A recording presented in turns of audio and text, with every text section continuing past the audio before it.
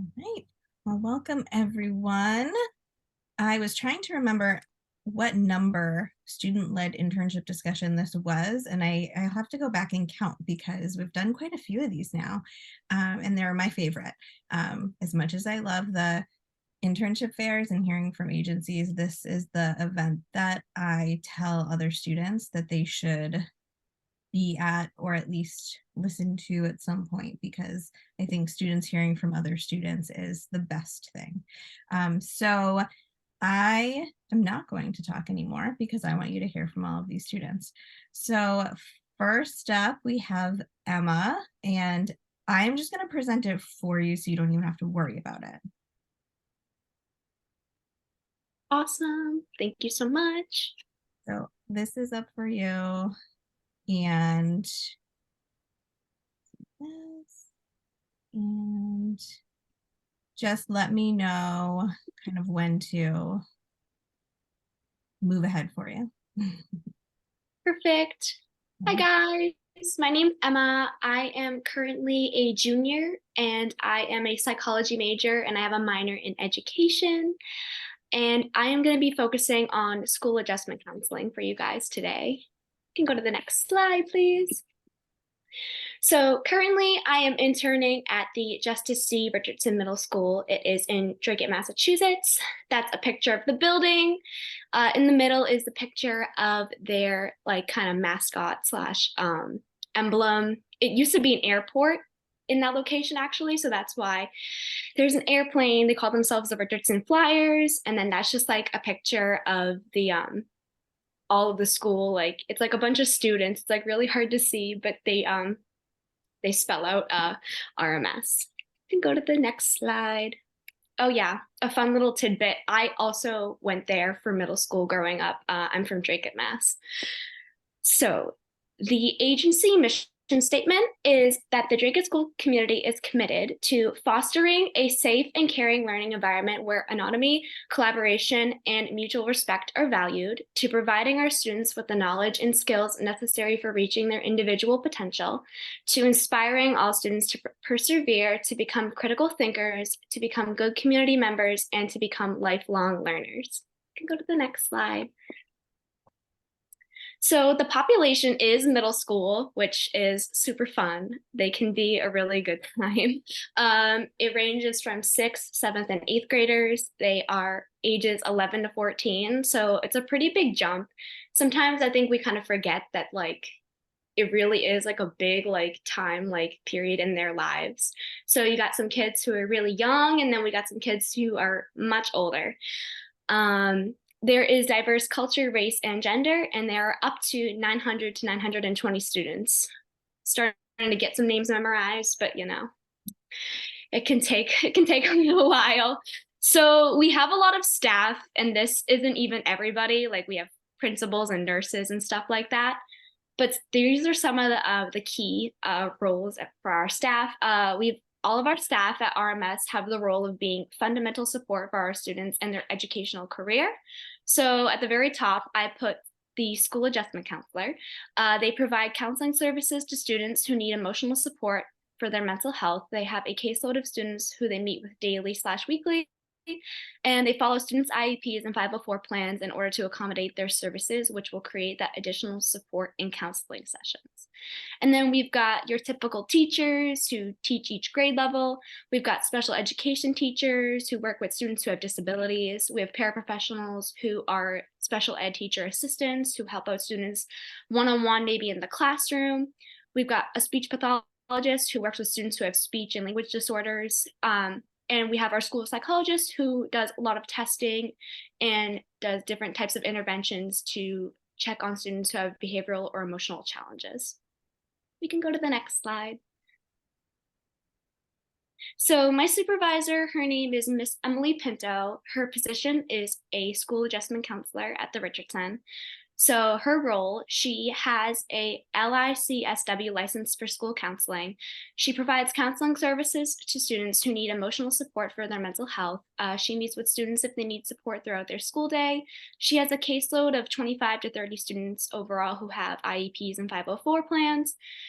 She will follow these IEPs and 504 plans in order to accommodate their services, which will create that additional support in their counseling sessions. Uh, she also works with the Choices program students. They Lots of those students will either have an IEP or a 504 plan, and it is a room where students can go up, and if they need to take a moment to self-regulate or take a break, that's where they can go. They can work on their schoolwork, or they can even just go up there, sit down, use a fidget, and just take some time for themselves. And my supervisor is in charge of being the main school adjustment counselor to work with them, so they have a familiar face who they can talk to if they need some support. Um, as my supervisor, Ms. Pinto is showing me the daily life as a school adjustment counselor, as well as providing me with knowledge and feedback on my own thoughts, questions, and ideas. She's a great role model due to her structured way of counseling, as well as having a kind personality. We can go to the next slide.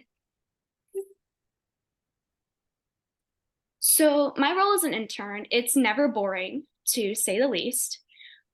Each morning, my supervisor and I look at our schedule for the day. We will meet for counseling sessions with our students in our caseload, as well as other students who need the support. Like sometimes we'll get phone calls randomly throughout the day saying, we've noticed a student is really upset. Can they please come speak with you? And immediately we will just, as long as we're not meeting with another student at that time, we will kind of drop everything and meet with them and try to figure out what's going on. During these counseling sessions, I will ask students questions and provide my insight with the help of my supervisor. It's really great. I feel like I'm able to get a lot of experience from it. And I feel like being able to have that conversation one-on-one with kids is really great because I feel like I'm able to kind of get a sense of where they're at. And then my supervisor is super helpful with that too. We'll often visit the Choices program to give additional support to students who are having a difficult day. I've definitely developed a relationship closer with those kids because we see them quite a bit, but it's been really great so far. Some days I'll also bounce over to the other school adjustment counselor that we have at the Richardson. Her name's Miss Smith, just to see what her daily schedule is like, and I might even meet with some of her students on her caseload too. I will also join IEP, parent phone call, and teacher meetings if they are scheduled for that day. Go to the next slide. So why did I choose my internship placement? It's a familiar place for me. I was trying to figure out where I wanted to go for my internship. I knew that I definitely wanted to work with kids and I wanted to see the aspects of this age group. And wasn't sure if the internship position was going to be available at the school because I just wasn't even thinking of it. And then my mom was like, why don't you check it out? See if they're offering any internship positions. So I did. And I'm really happy that I did do that because I was actually able to secure the position. If I could give any advice, it's definitely check your options close to home. If you're a commuter, it's definitely a little bit easier, but even just check your options closer to campus. That way you can feel connected in some way or maybe get a broader idea of what you're going into. But everybody thinks differently on that too. I potentially want to work as a school adjustment counselor, so that's why I wanted to take a look and see how much I like it. My supervisor was great about the internship process and was extremely helpful with any questions or concerns. I was able to email back and forth with her pretty freely, and it just was simpler for me. I feel as though I can learn a lot from her and the experience given at this placement for my psychology career. You can go to the next slide. Just some challenges I've faced. Just being in uncomfortable situations such as triggering topics. Sometimes it can be a little bit of a struggle because, I have to remind myself that in that moment, I need to be kind of that grounded support figure. But sometimes when there's upsetting topics, it can be kind of difficult to sit through it and not get emotional. I'm a very emotional person. So if a kid starts crying, then I'm like, no, don't cry. So that's just something to kind of know about if you're going into something similar, especially working with kids. They tend to get very emotional, so you just kind of have to know where you stand with that. Understanding the mindsets of parents. Being a parent is definitely it's a big job, and I couldn't even imagine how a lot of parents are feeling. So sometimes if they're really upset, you just try to get on their level kind of and explain this is what's happening at school. Can you connect with me with what's happening at home? So it's just trying to kind of get that balance. I've had to make a couple phone calls to parents, just doing a mental health wellness check overall on students. And some of them are like, "Who are you?" And I'm just like, "Oh, I'm just interning. I'm just checking in, seeing if they need any additional help." So yeah, there's that too. Learning how to be authoritative figure for students. I'm definitely somebody who doesn't like confrontation. So just kind of knowing my place and that I am allowed to speak up and tell them, hey, that's disrespectful. That's just a really big thing to learn. But I feel like being in this internship so far, it's allowed me to kind of have that authoritative figure, which is really great because I used to kind of struggle with that. And then just setting boundaries with students, being prepared for curiosity. If you're going to work with kids, I mean, even adults too, but working with kids especially, they're very curious. They want to know everything about you, where you're from, where you live. I've gotten all of those questions and above. So it's just being prepared for those boundaries that you need to set and let them know that, hey, like you can connect with me and we can have a conversation, but we also need to keep it respectful and private. And we can go to the next slide. So my experience so far, I really like the professional connection I'm starting to have with the students. I was really nervous to work with middle school because their emotions are all over the place.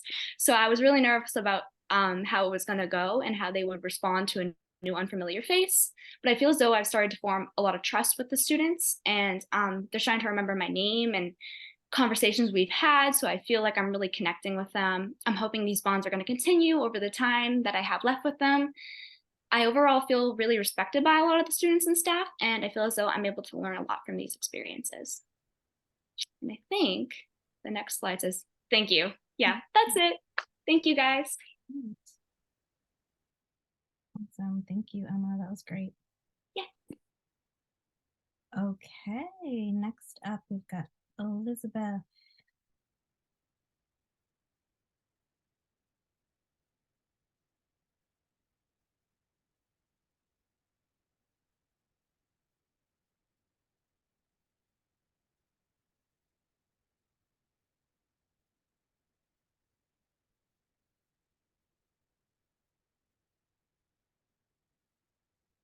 There we go. Sorry, I couldn't figure out how to unmute myself. Yep, there you go. We can hear you. So my name is Lizzie. I'm a senior and I'm majoring in psychology. And today I'm going to be talking to you about Windrush Farms. So Windrush Farms is in North Andover. And their mission statement is that they promote confidence, independence, and well-being in children and adults with physical, cognitive, or emotional challenges through therapeutic riding and horse-related programs. So their population includes children, teens, adults, and seniors. And my supervisor, I have two supervisors, and so one of my supervisors is Betsy Dalton. She's the office manager, and her like daily tasks are like supervising the interns, like checking in with us when we're there, making calls to clients and parents, so like checking in on how they did that day, or if there's any cancellations, like just checking in that like everything's okay. She fields questions and concerns and updates the files on the clients. And then my second supervisor is Janet Nittman. She's the CEO, and her daily tasks are supervising the staff, making like the final decisions on things that have to be made like that day. She coordinates events. So she's like, they have a gala that they have every year, and she's the person that like coordinates it all and everything. She delegates tasks and does daily rounds on the farm. And so my role as the intern, I work both in person and remote. And so in person, I'm sidewalking with the clients next to the horses, and making sure that the riders are comfortable and like listening to instructions. And if need be, like directing them where to like put their hands or like what to do. I also do office work and tasks. So like going through and sorting the client files. And I'm also part of like meetings and talking to the instructors about how the writer did and like what we can do to improve. And for remote work, I work on like databases and filling out spreadsheets, making phone calls and emails to those places, um, doing research. I'm currently doing research, like getting feedback from the writers and inputting that data and trying to figure that out. And also communicating with my supervisors. And so why I chose Windrush? Chose Windrush for a couple reasons. One, like I love the environment. And I love just being around the horses. I love the people. I love working with the staff and the volunteers. It's definitely a new experience for me, and I'm really enjoying it so far. Um, and it's a very big learning experience because I've never worked with horses before, especially in a therapeutic environment. And it has such an impact on the riders, that you can like see that every single time you go. And I just love that, you can see that. Some challenges are communication with the staff and volunteers. Um, there have been a lot of issues with that where if there are cancellations, no one really tells the instructors, and then like it's kind of like a stressful moment, but then you have to regroup and try to figure things out. Um, behavior, the some clients have behavioral issues, and that can be very challenging sometimes to work with. And safety can be a challenge sometimes, regarding the horses and the clients, and also like myself and during the lessons. And my favorite part so far is the learning opportunity in a new environment and seeing the progress that my riders make every single week, from where they started to like where they are now. And that's the end. Great. Excellent. Thank you very much. All right. Now, next up is Emily. All right. Before I start, I have bronchitis, so if I sound a little icky, that's unfortunately why. But let's see. Nope, not share. Present.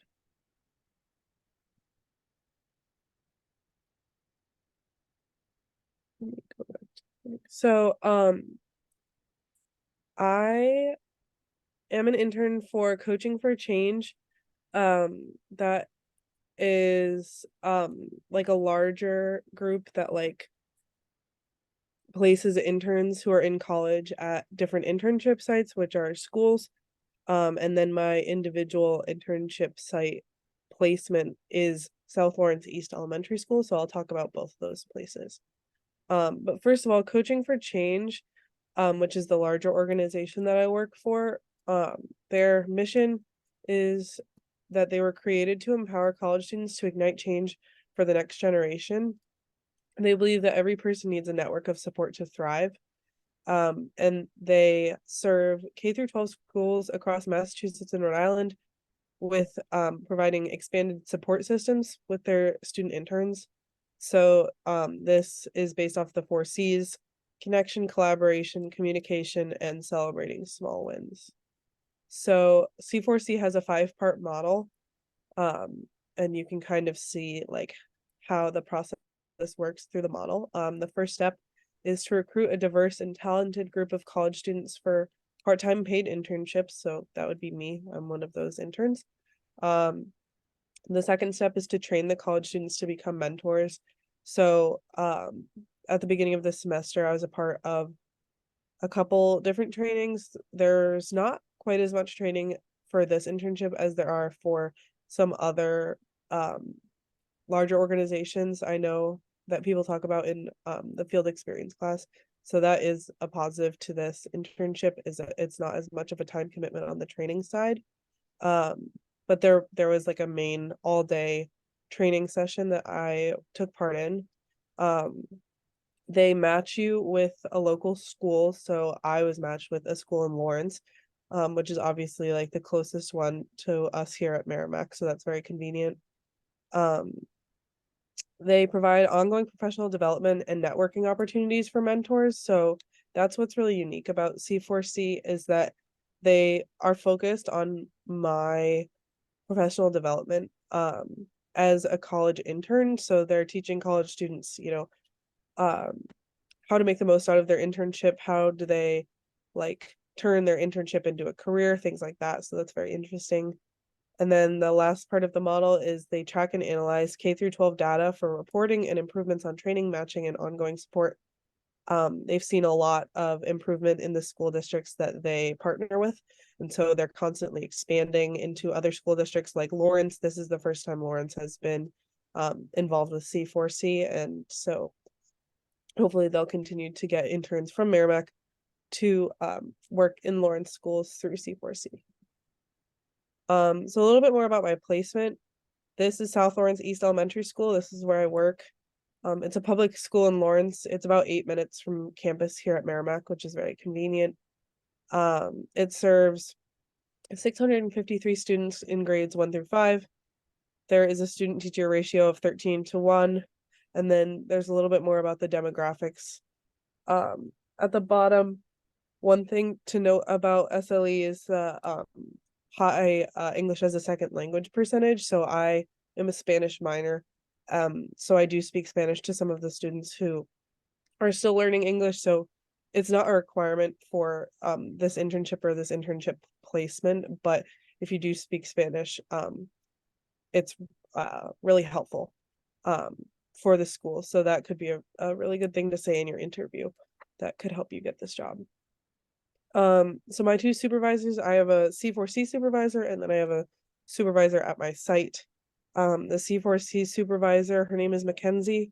And if you were to apply for this internship or get this internship, this would be the person that you would talk to because she is the coordinator for the interns in our region, so in Northeastern Massachusetts. She places interns with the schools that match their career goals. So I told her that I wanted a school close to here, but I also wanted experience in school counseling. So she got me a placement at SLE. She is a recent college graduate, so she has a lot of empathy and understands like how it is balancing an internship and school, and she is the contact for interest in the internship. So if you go on the C4C website, if you're interested in this internship, her email will be on there and she's who you would contact if you're interested. And then my second supervisor, her name is Annie Mancebo. She's a licensed clinical therapist and she has a master's in mental health counseling from Merrimack. So she also went here, which is very cool. She's the primary 5th grade counselor at SLE. So she does all the school counseling for the 5th grade and then also helps other counselors with other students in different grades. And she helps me set goals about how I want to do like with mentoring students, and I sit in on some of her counseling sessions. I help her run a lunch group. So she's a great supervisor to have. I really like both of these supervisors. Roles of an intern through C4C, and specifically the ones that I have are counseling support, classroom support, student mentors, hall monitors, and lunch buddies. Excuse me. Oh, sorry. My experience, I chose C4C because I liked how it balanced the needs of the local school with my needs as a college intern. It's pretty unique that there is a organization that specializes in interns, so that's pretty cool. As an intern, you're placed in a possibly under-resourced or otherwise underserved school. So at first things might seem hectic. This might be challenging if you don't come from a underserved school, but if you stick with it, you'll be rewarded with the confidence that comes from this experience. Like I said, it's helpful if you speak some Spanish, but it's not a requirement. I really enjoyed how C4C works with its interns and helps them feel prepared before they enter their placement. I am a very nervous person, but I really didn't feel nervous going into my placement because of how well C4C helped me prepare. And I love my placement at South Lawrence East Elementary because it's given me so much experience already in how you can apply counseling in school settings and how you can work with students in the classroom and in counseling services settings to improve their experiences at school and just their overall well-being. I've gotten a lot of experience already and it's just super rewarding. The kids are so happy to like have a new face in the school, and they're just like, every time I see them I get so happy that um I work there. Like, it's very rewarding. So if you're interested at all in working with a school, definitely check out C4C. And yeah, that's it. Thank you. Thank you so much. Great. All right, so next we have Emily.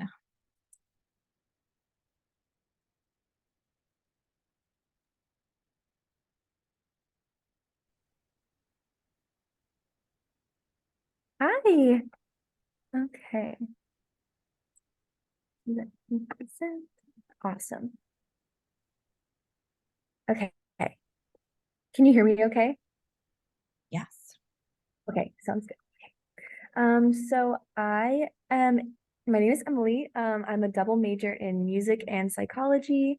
I'm a senior and I'm currently interning at Wilmington High School, in their school counseling center. So I have the address right here in Wilmington, Mass. It's about a 20-minute drive from campus, so not bad at all. I just kind of put on my Taylor Swift tunes and have like a mini concert for myself when I go. This is a picture of the side entrance to the school. The staff parking lot is right here, and I go through those doors right there. So I have our mission statement straight from the website. The goal of the school counseling team is to assist our students in making academic, personal, and career decisions that will allow them to reach their full potential. Every student is unique, and as counselors, it is our job too, and we have some objectives here. Help our students recognize their individual strengths and talents. Work with students, teachers, and families to plan an appropriate program of study that will allow the student to challenge his or herself to the best of their ability and explore their individual interests. And assist our students in finding post-grad opportunities that will be helpful in reaching their goals and becoming productive members of our society.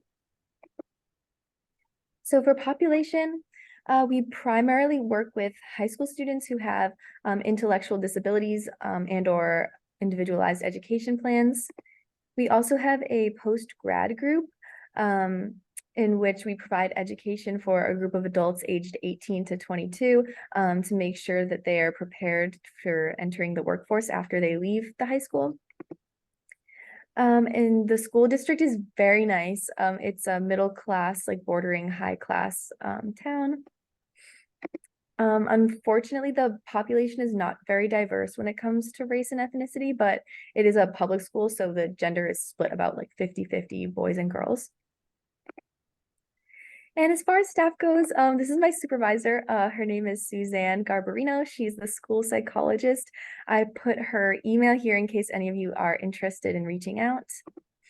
But what she does is she will conduct psychological assessments to determine if students are eligible for IEPs and sort of assess what kinds of resources and help that they need. She also teaches small classes on social skills, so they will discuss topics such as like friendships, boundaries, respect, emotional awareness, and a lot more, and those are just some examples. She will also meet one-on-one with students who are struggling and will provide them with whatever support they request or need. She also interacts a lot with the parents, so like making calls to home if there are serious concerns about a student or answering any questions that the parent may have about their student.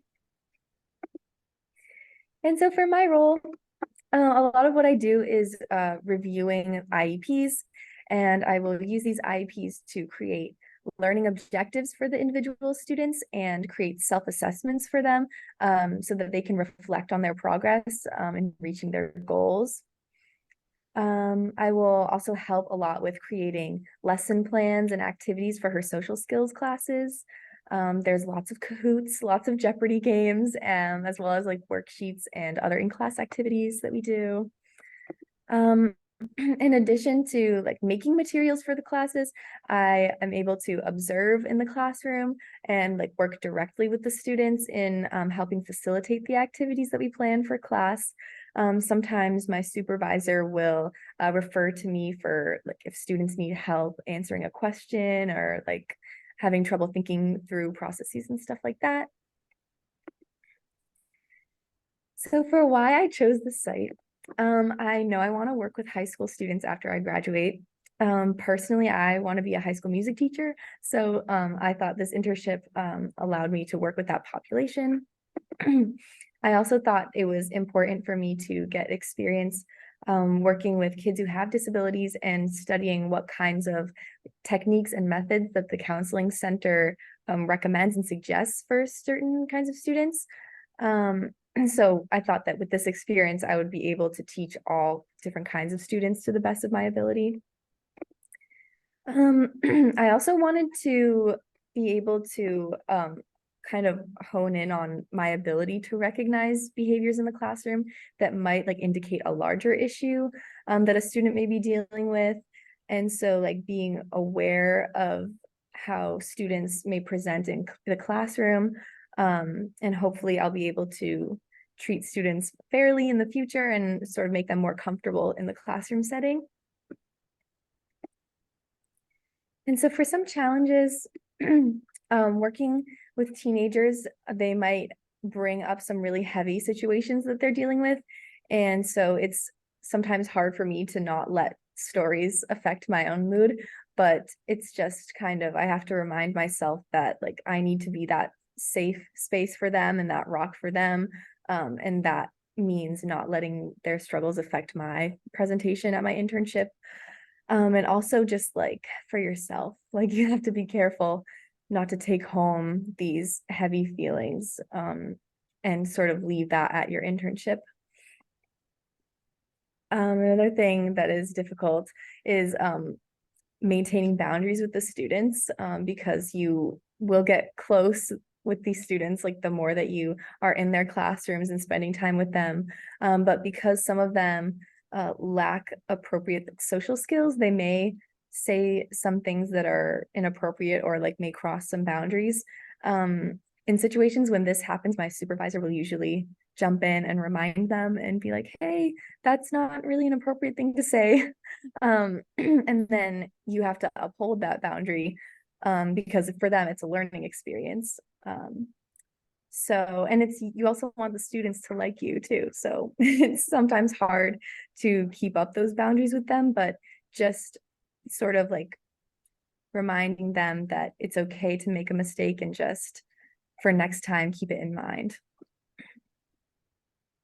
And my favorite part, my favorite part of my internship is making connections with the students and staff. So being someone that students feel comfortable around, I love like being that person for them. And because you're younger than the staff that they normally work with, they will trust you with things that they may not disclose to other staff. And this can be something that's like important that you need like your supervisor to be aware of, or it can just be something like the latest like TikTok trend that the other staff wouldn't really understand. But seeing like making the connections with the students and seeing like their faces light up like on days when I'm in the classroom, it's just like it kind of like it fills your heart. So and then you also become really close with the staff too. So on Monday, I had gone to my internship early in the morning and tried to leave, and my car wouldn't start. And so I was stranded at my internship for like 5 hours waiting for AAA to come. But my supervisor was very helpful and we sort of went on like a wild goose chase together trying to figure out how to get my car started up again. And we were like trying to jump start it with the officer who worked at the school, and like it was crazy. But she ended up having to drive me home.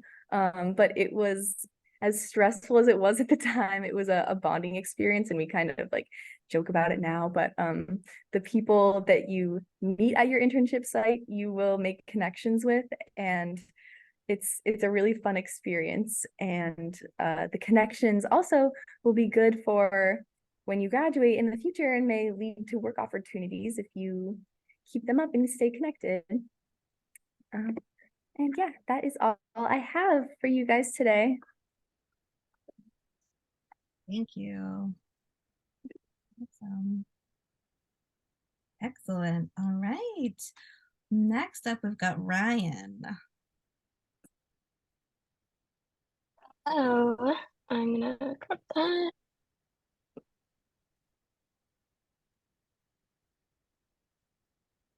Awesome. So my name is Ryan. Currently I'm interning at the Reset Lab at Merrimack College.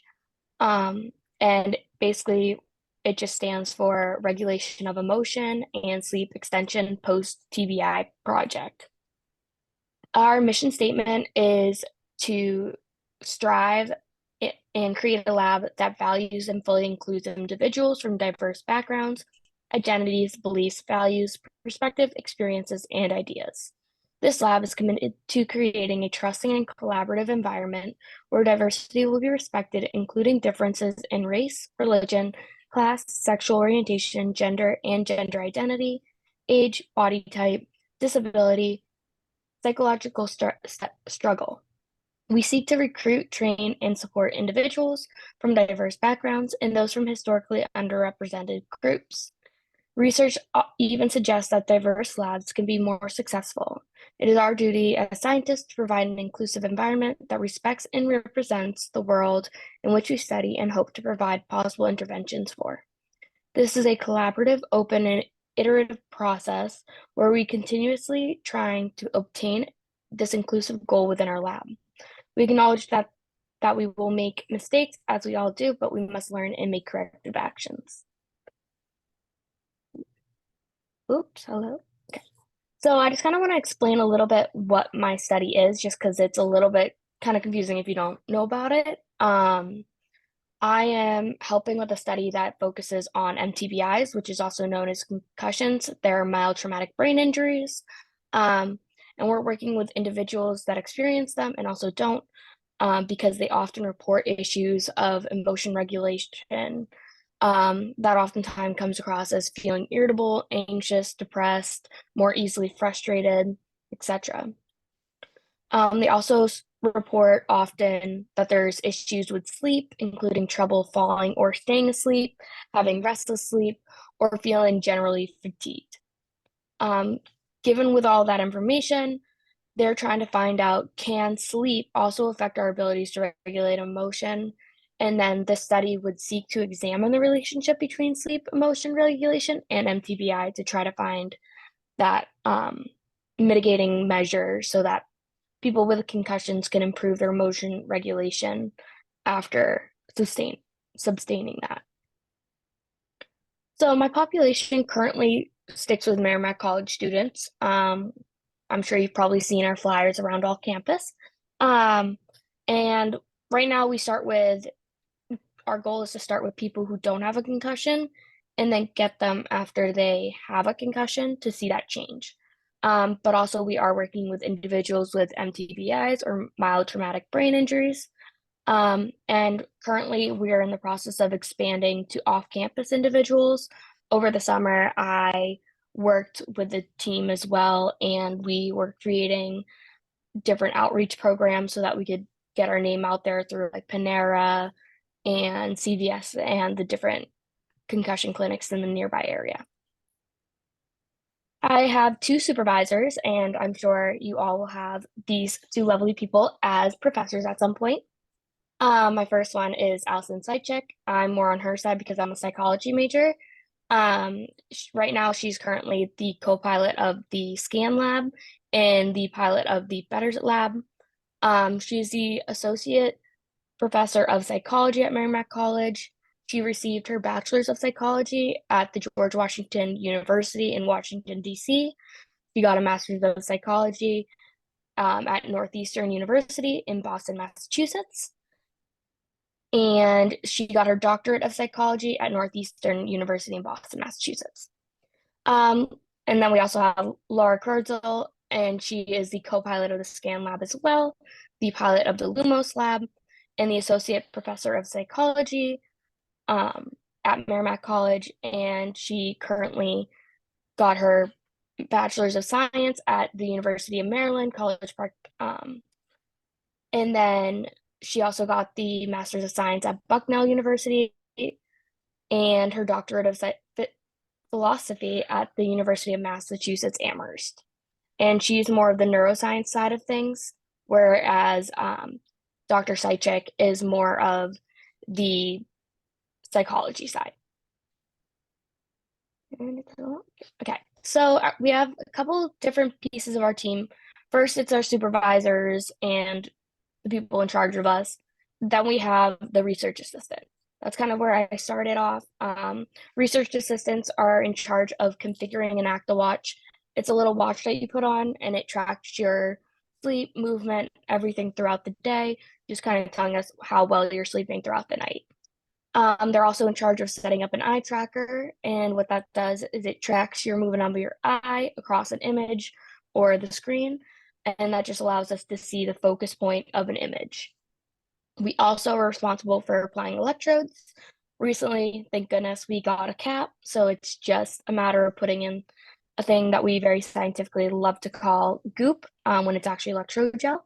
And basically, you just put it in, you wiggle it around until you get a good connection to understand what parts of the brain are activating during that time. And then we also assist with data collection just throughout the whole process of the study. The role of myself as the intern and the lead research assistant is I do everything that the research assistants do, but I also have been becoming a part of analyzing data and organizing the IAPS images so that they fall under the right category, as well as currently taking on more of a role of creating processes to confirm that the images that we use that are supposed to be distressing or non-emotional are actually that, by removing the interest area within those so that people can look at them later and rate if they actually have a difference in their feeling when the distressing piece of the image is missing. And then I've also taken on more of a role of being the main source of communication with all the other research assistants. So if anything goes wrong, I'm the one to reach out to everyone or voice that they need to find coverage for their time period of the study. Why I chose this site is it's a very familiar site for me. I started last fall. I was one of the directed research and I kind of followed it through that way. And then my second semester, I liked it so much that I kept with it and I got a paid position with it. Then they liked me so much that I got to do it over the summer as well.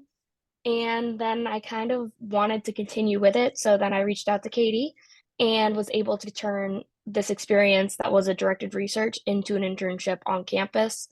And it also just made it a lot easier for me to get around and get to my internship just because I don't have a car. Also, it was an exciting opportunity for me to learn more about the study because I've had concussions in the past, and understanding more about the effects a concussion can have on an individual, and also the different aspects of what really goes into the study, aside from just putting the electrodes on, going through the whole process. I get to see a more in-depth view. And that kind of goes into diving more into research because I've really had more of a superficial look at it. But this time I get to see a much more in-depth, where I'm actually going to a conference next semester to discuss some findings that we have from the study in Philadelphia. And then it also allowed me to develop stronger relationships with my supervisors and professors so that I can take this later when I apply for physician assistant graduate school. And I can ask them to be my supervisor or my recommendations and overall just for advice as I go through life. And it also allowed this study to flow easier just because most of our returning research assistants were leaving. So just having somebody there that has had that seniority of understanding what's happened from the very beginning of the first semester to now helped making the whole training process much easier. A few challenges that we're faced is definitely communication. It's very difficult to get in contact with everyone, and understanding my role is like I don't want to be overbearing and I still want to be their friend, but also I am kind of that middleman between the other research assistants and the professors, and just kind of understanding I need to kind of put my foot down and learning that role that I'm allowed to kind of be more stern because we all have to kind of contribute our weight in order to succeed in this role. Um, there's also been a little bit of a struggle with different work ethics. I'm very type of person, if I'm interested in something, I go very hard on it, and even if I'm not interested in it, I will try my hardest on it. And I kind of found that while I have such a love for this study and am truly engaged in the study, not everyone has this as their like one thing that they have to focus on campus, and that's completely fine. But it was definitely a learning process more for me. Also, what was really difficult for this is that I'm the first intern that they have ever had. So I started this basically for them, and hopefully it's a little bit more smooth sailing for them later. But they were just new to it, so they didn't really know what to give me and all that stuff. So I kind of took on the old roles that I had, but also slowly got handed more and more as they saw that I could handle it. And I'm very appreciative of that because they also keep in check with how I'm feeling and how much effort I think I can put into it at that time. And it's a lot of communication with the supervisors, and they're very understanding. What I like most is, as you can see from all these lovely images of us putting electrodes and eye tracking, I love meeting the people. We not only get to interact with the different people that are research assistants, but I get to know them. But I also get to know so many different people on the campus and understand their experiences and just chat with them overall because I don't usually get that experience. And it's kind of like a weird moment when you actually have your hands on somebody's head and you're like playing around with their hair, but you get to meet so many people because you can crack jokes like, "Oh, sorry, I'm just gonna be playing with your hair for the next like 30 minutes. Sorry about that," but it's a good time. I also love my supervisors. They're the best. They genuinely care about everybody on their staff, and they are very verbal in sharing how they think that you're doing. And if you're doing good, they're going to call you a rock star every day, and it's great. Another thing that I really enjoy is that I get to learn so much more about the study as well as the different outcomes MTBIs can have, and how we can try to help people down the line from experiencing such detrimental effects of it. Overall, also, I think the process is very satisfying and kind of fun to do because you start with the eye tracker, and once you get the eye tracker going, it's kind of fun to know that you did something right. And then you go on to the electrodes, and even though they can kind of be annoying sometimes and not want to work for us, um, it's really satisfying when you see all the lights on the machine turn green and saying that you got it underneath 5 kilo ohms for all of them, knowing that you have great connections on all the electrodes. And I just get to talk to people and crack jokes and like ask them about their day and how they're doing on campus. It's an overall just fun environment. And that right there is my study. Thank you guys. Awesome. Thanks so much. And this was great to hear about because it is a newer opportunity to use as an internship. So I'm really glad that we got to hear from you. So thank you. Okay, so next up we have Victoria.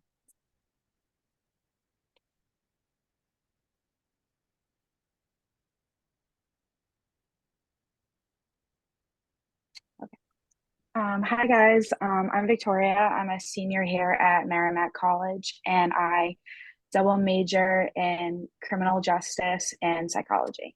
So for my psychology internship, I went to the Thrive program at Thompson Elementary School, which is in North Andover. Um, this is the picture of the school, and then this is a picture of their logo.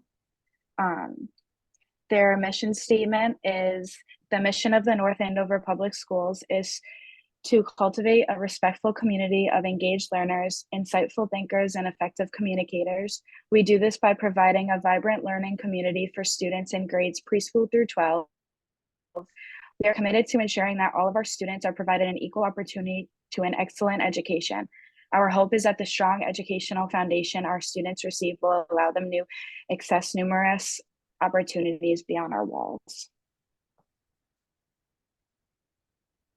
So the population of Thompson Elementary School are students kindergarten through 5th grade. And specifically the Thrive program are students with behavioral issues who need social and emotional support. And it's a very diverse classroom. I think there's 4 boys and 1 girl. So the roles of the staff, and along with like the roles of me as an intern and my supervisor, are very similar. So their roles are special education teachers, and they rotate classrooms throughout the day and get to work with each student that is assigned to this program. They rotate throughout the day so that they get time with each student one-on-one, and this helps build relationships with the students and get to know them better individually to see, what triggers them, what works best for them in a classroom and stuff like that.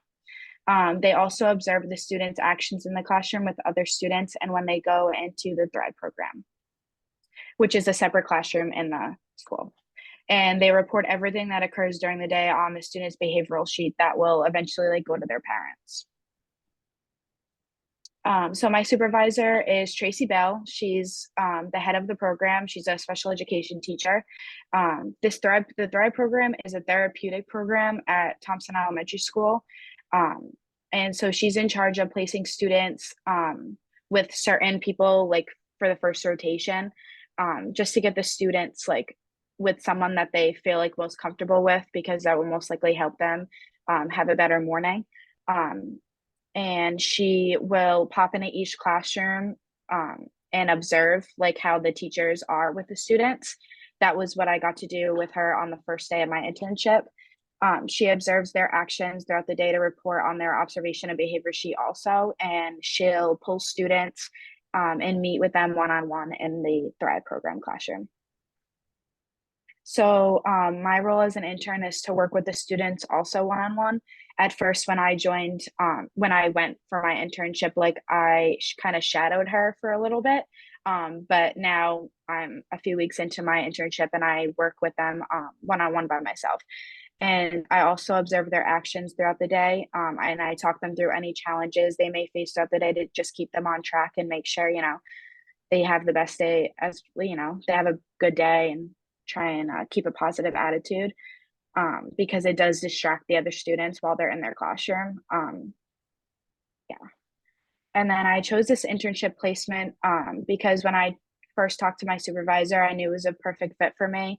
I was super comfortable with her right away, and I feel like that's always a good thing, because I'm usually the type of person to be super nervous, but I went in there so comfortable, and I think that helped me have a better experience.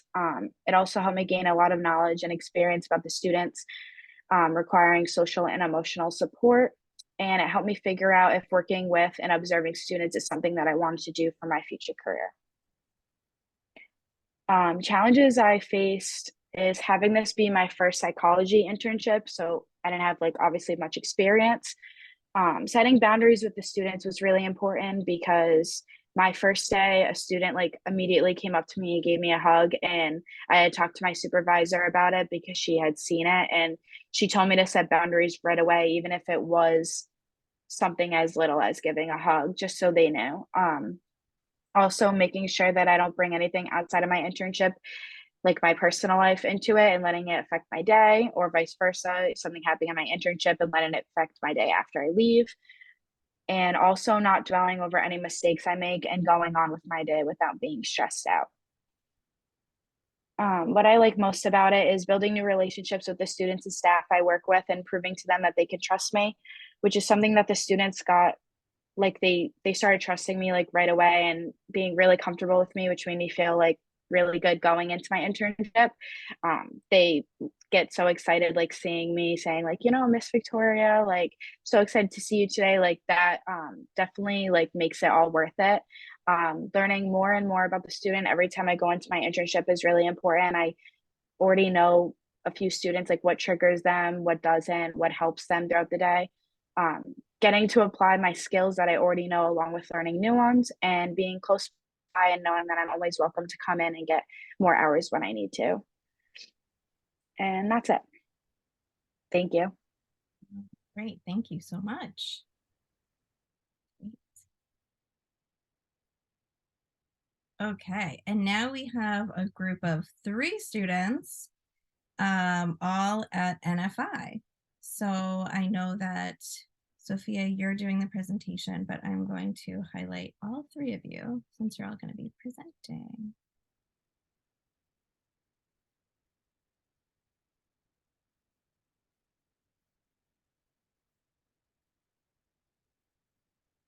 Work. Oh, can everyone see that? Not yet. It says, oh, I think we're there. Awesome.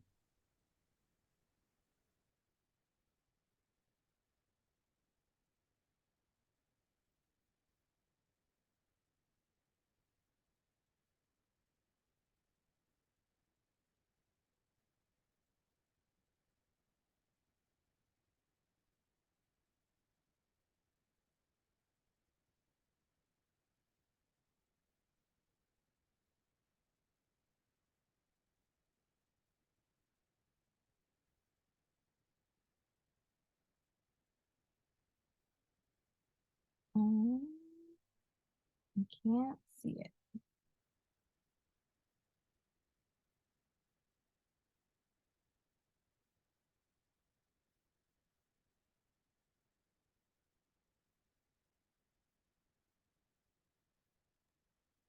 I don't really know what's going on, if I'm being honest. Can you share it with another group member and they can share it?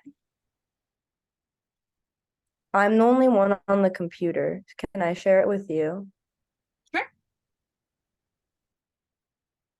Well, you could, yeah, that's fine. You can share it with me.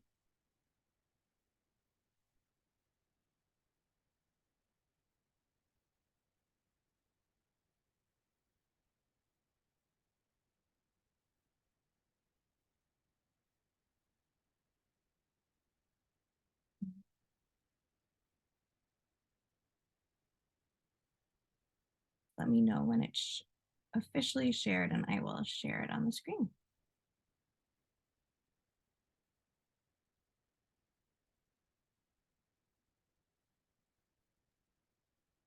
I don't know what's going on with my computer, but it's like lagging so hard.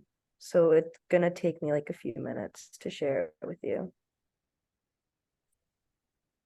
I can Can do one other member share it with? Yeah. Taylor, are you doing it? Yeah, I can do it. Okay.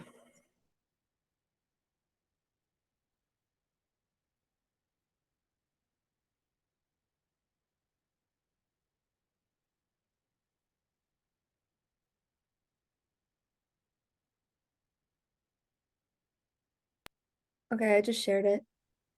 All right, perfect.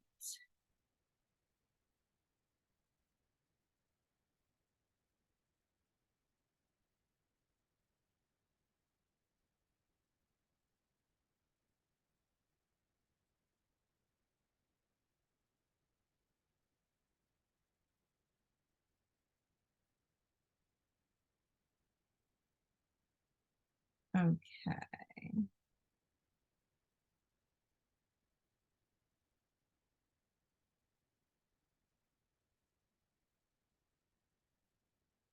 All right, there we go.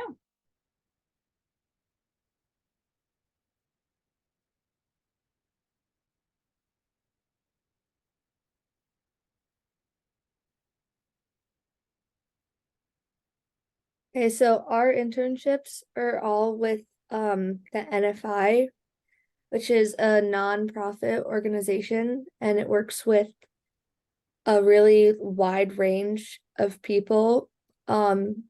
Like pretty much anything you can think of that somebody would need like assistance with. Like they have assisted living for like elderly people. They have like long-term and short-term homes for kids who need to be removed from their houses. They have like social workers and stuff. It's like a really big organization. And the mission statement is to maximize potential for the full promise of community living. So this is Northeast Diversions. This is the program that I'm in and Sky is in. So it is a long-term housing for adolescents from ages 13 to 18. And it's in Haverhill. So this is the population. Like I just said it's 12 to 18, sorry. It's very diverse. There's a lot of different, like the kids come from a lot of different backgrounds and stuff like that. And it's a long-term stay. And the kids can be placed out of their house for like a wide range of reasons.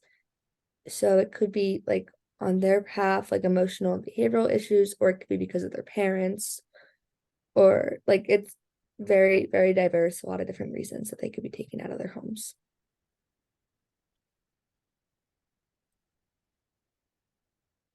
So the different roles within the program, there are supervisors, clinicians, and direct care staff, as well as interns, of course. So all of these different people work to protect the adolescents in the homes.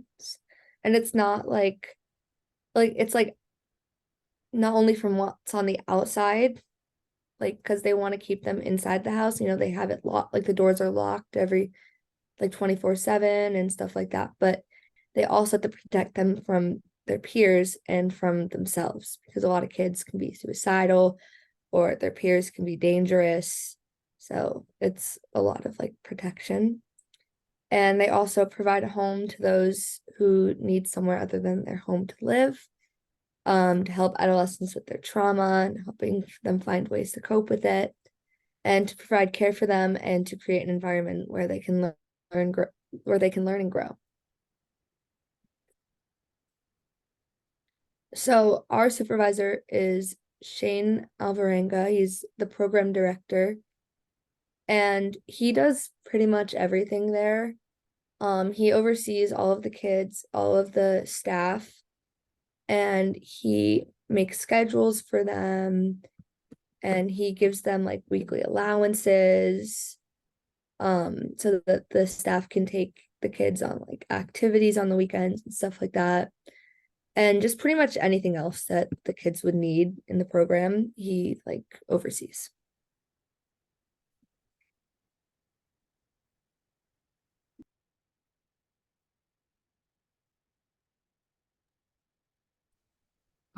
So our roles is as like interns is to observe and shadow clinicians and to create bonds with the kids, um, and to learn how a long-term group home works, which is very different from like regular therapy or a school setting. So complete activities with the kids, like many of the kids just sit in the living room and like either play video games or they'll like color and all that.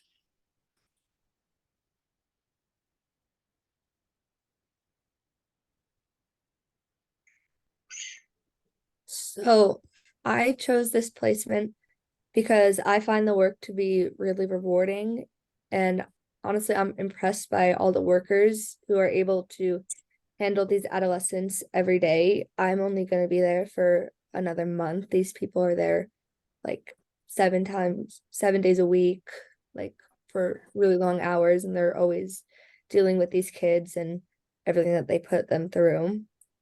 It's definitely not an easy job, but it's really important. And I mean, hopefully if I do like it, like I think it's really interesting work, and it could totally turn into a full-time job after I graduate, because the NFI is really good about like hiring people out of internships and stuff. And then why I chose this placement, it's extremely interesting to observe the certain age group in the home. You get to gain a lot of knowledge and experience by interning in a group setting because it's very different. I chose this internship because I thought it would be a great opportunity to see what age group would like I would like working with, and if I will like the group setting. That way I know I can like what I want to do in my future career.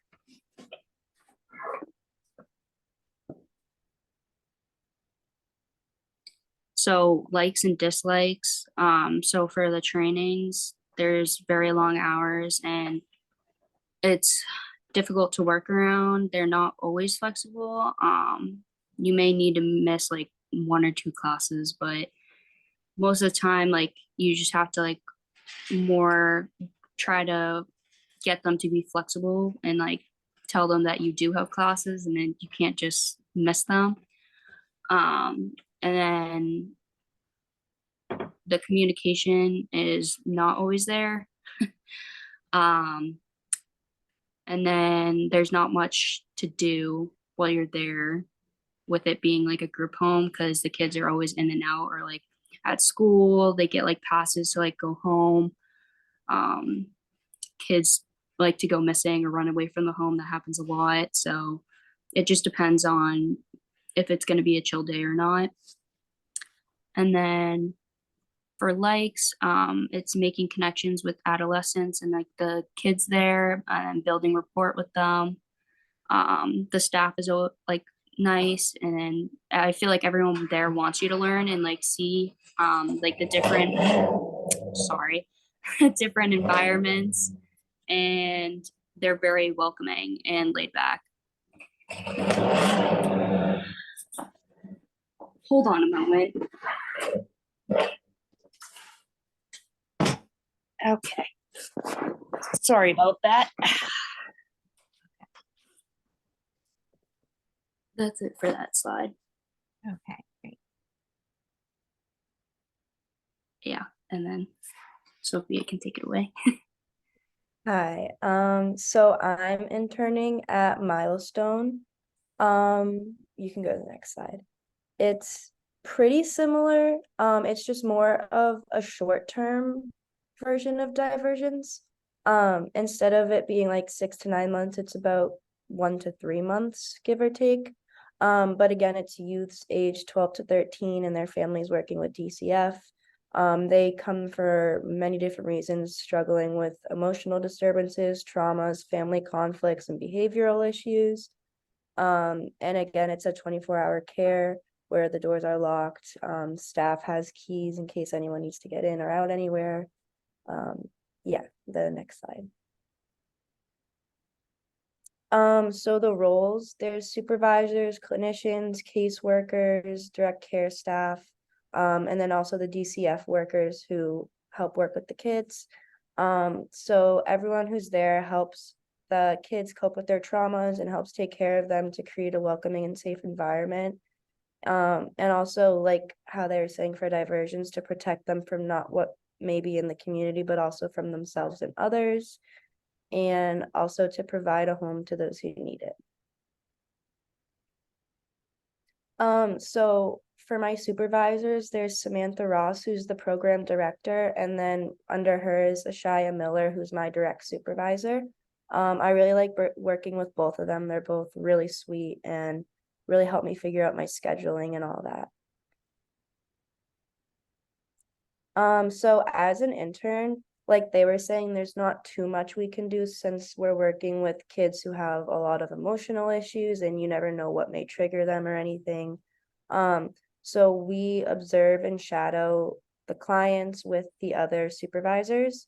We clock in our own hours and attend the trainings and meetings, and we create bonds and do activities with the kids. Like, for example, we had like a paint by number thing when I was there on Friday. So I sat with a bunch of the girls and we painted for a little bit. And so that was really fun.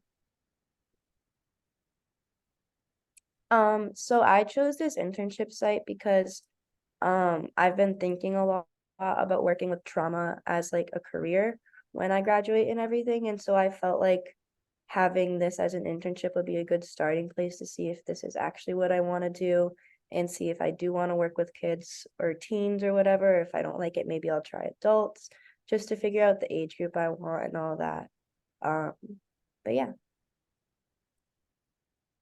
And then this is kind of similar to theirs as well, but making time to do the trainings and having to miss classes a few times and like not having a lot of flexibility with that.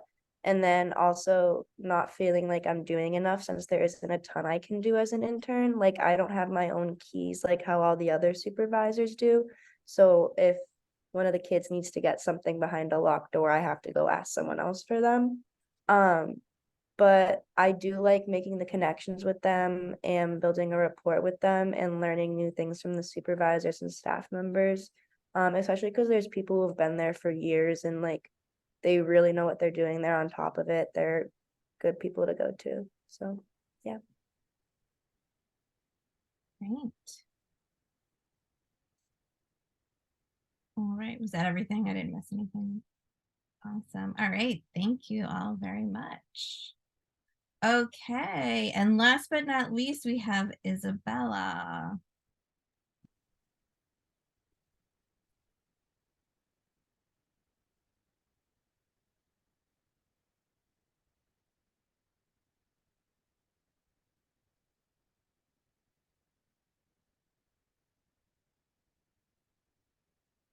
Can you see that? Perfect. All right, so I am interning with the Middlesex Sheriff's Office. Specifically, I am.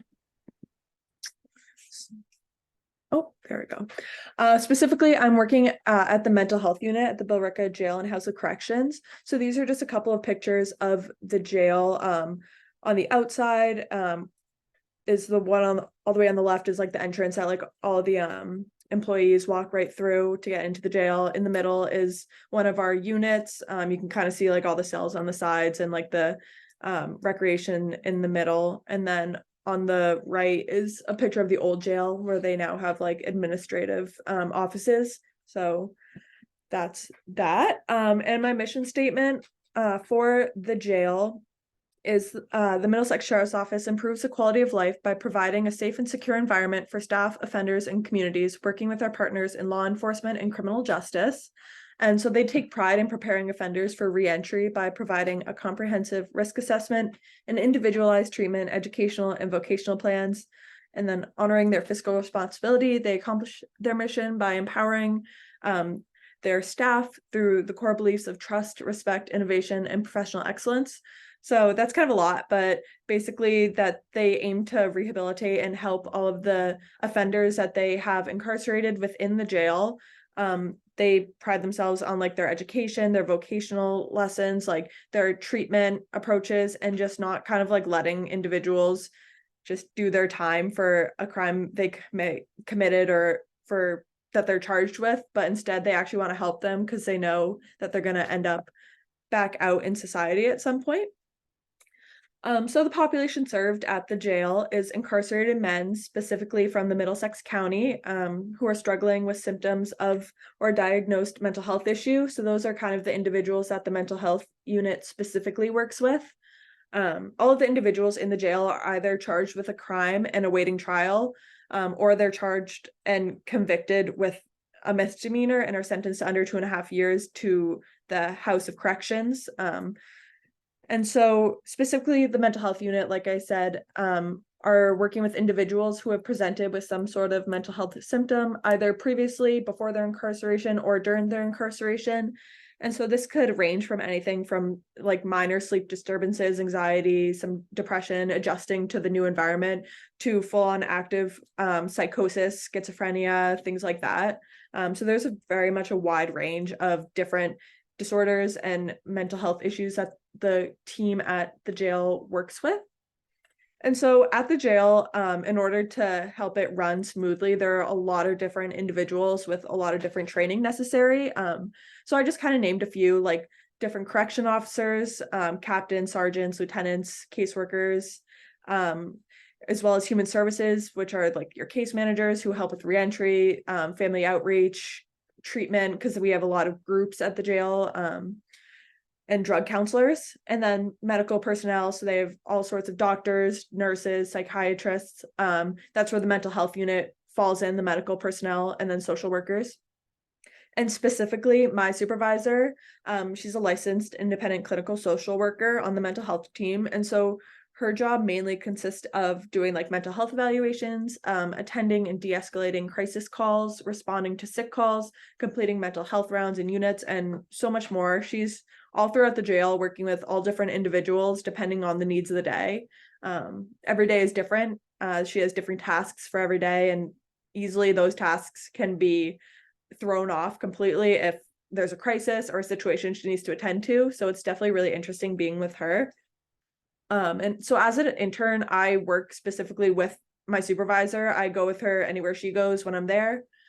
So our day-to-day looks different basically every day, but usually we do rounds in the restrictive housing unit. So every day, Monday through Friday, every morning, the mental health team goes into the restrictive housing unit, which is where individuals are housed if they have had some sort of issue in the jail, whether that's a fight, drugs, housing issues, like anything that makes them need to go into segregation status, they go into this unit. So mental health does rounds just to make sure they're doing okay, since it is such a tense environment because of whatever disciplinary issue that they're there for.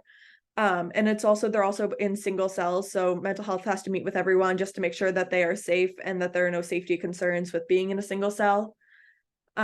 We also do, after mental health rounds every day, we go to classification meetings. So all different officers and officials from the jail all meet to kind of talk about people who need to be moved in the jail, whether they need to be moved to a different unit because of their charges, because of keep from, so people that they can't be with, whether that's gang issues or they fought with them, any mental health concerns and other necessary factors.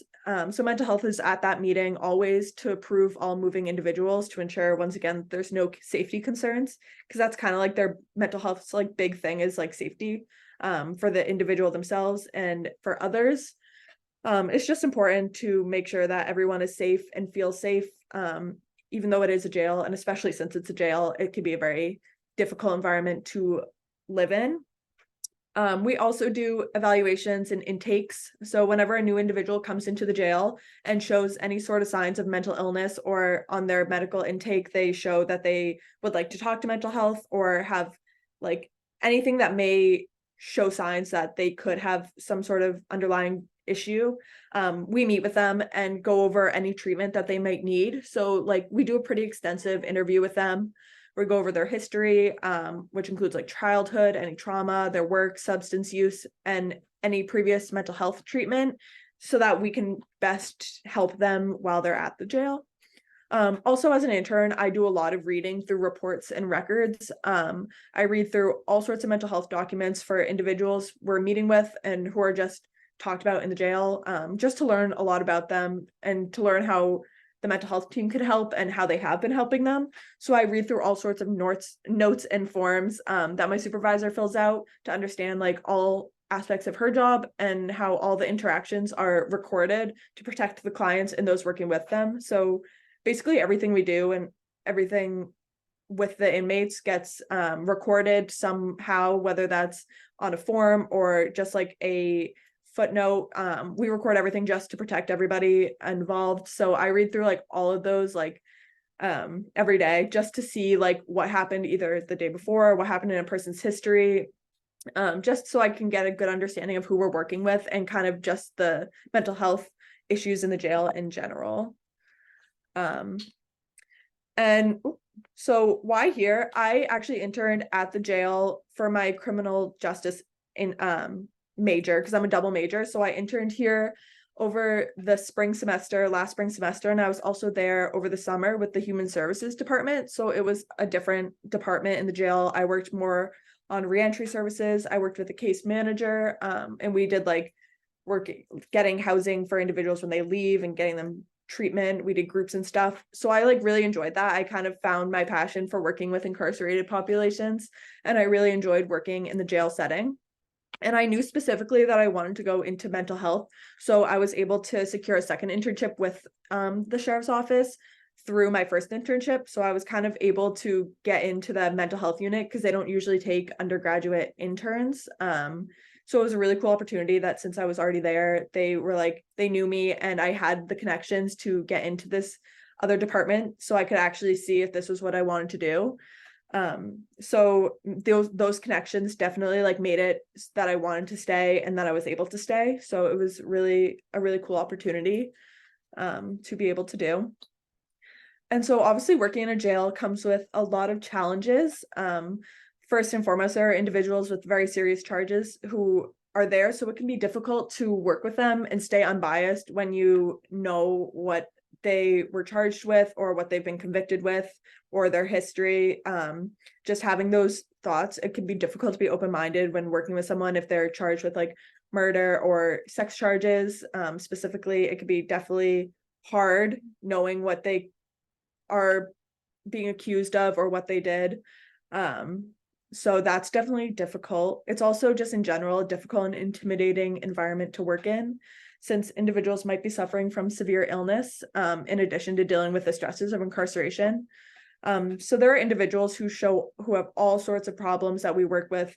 We deal with individuals with active psychosis, who refuse to take medication and refuse treatment. So you have to kind of find a way to work with them and find what's safe for them and how to help them. There are also plenty of individuals who are just angry about their situation, who don't want to be there. So you have to kind of handle that as best you can, as well as individuals who take advantage of mental health. A lot of people will fake it for secondary gain. So that's also definitely a challenge, is determining who is actually suffering from a serious mental illness that requires treatment and who just wants to go on a trip to the hospital or who just wants to go like talk to someone because they're bored. Like it can definitely be difficult, like differentiating between that. I've seen like through my supervisor and everyone kind of debating like, are they being for real or are they just faking it? But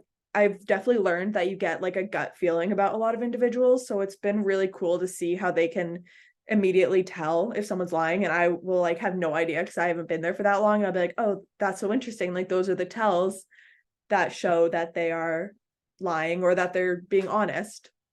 And like I kind of mentioned through everything, safety concerns, there's always the chance that individuals will do things like yell at you, spit at you, lunge at you, swing at you. So it's very important to be aware and cautious at all times. Even though there are officers everywhere and everyone is trained, it's definitely still like always that in the back of your mind that something could immediately escalate, especially with this, not just the incarcerated population, but the mentally ill population. It can definitely be scary at times, not necessarily scary, but it could be kind of like nerve-wracking, just like thinking that they could easily snap and do something.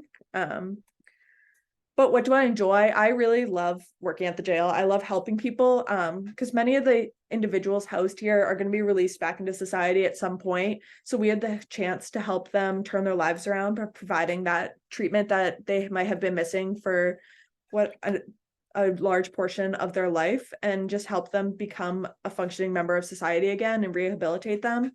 And just working to prevent recidivism and reduce future crimes. It's just, I find a passion for it. I get really excited, like thinking that maybe we're finally helping someone, even if it's just a little bit.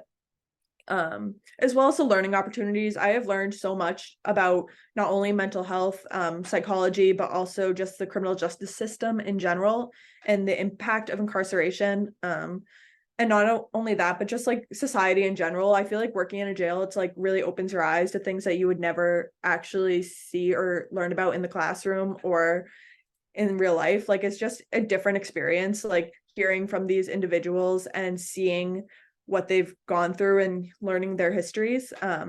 So it's really cool just listening to them, listening to their thought processes and just understanding how the criminal justice system really like impacts these individuals.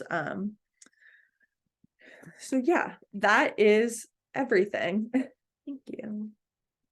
Great. Thank you so much. Awesome. Well, this was so great. I know that some people have to scoot out to class soon, so I want to make sure no one's super stressed about that. But I just want to say thank you to all of you who presented. I think it's so awesome to hear from all of you. You all shared some really great things about your internships, and all of them were really different, which is so cool just to hear about such different experiences that you're all doing. So I just really appreciate you sharing it, and I'm just excited you've all had such great experiences this semester. So thank you all so much. I hope you have a great afternoon and enjoy the rest of your semester. All right. Bye, everybody.